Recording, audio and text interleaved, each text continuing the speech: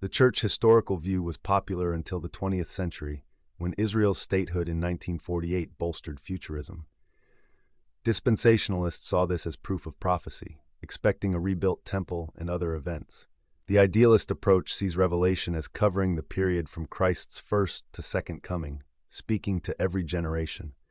Unlike historicists who tie visions to specific historical events, or futurists who look only to the future, idealists see spiritual realities across time.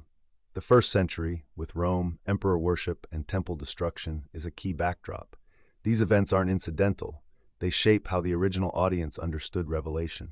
The idealist perspective doesn't focus solely on future events. If a vision has a future fulfillment, that's fine, but it's primarily communicating spiritual realities. Historicists and futurists look for specific historical or future fulfillments, but futurists ignore past events, insisting on a future temple or antichrist. Idealists see Revelation's imagery pointing back to Israel's history, like the Exodus, to understand spiritual truths. For example, the Reformers called the Pope the Antichrist due to his claims, but the New Testament says the spirit of Antichrist was already present in the first century, 1 John 2:18. The idealist approach looks back to inform the present, not just forward.